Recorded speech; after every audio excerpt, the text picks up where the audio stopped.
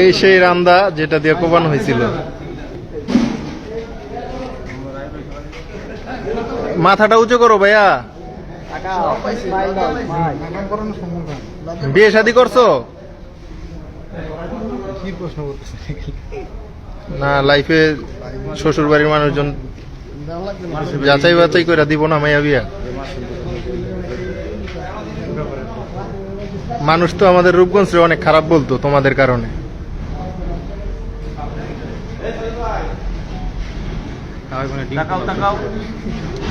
2500 থেকে আইসা রূপগঞ্জে চিন্তাই করে।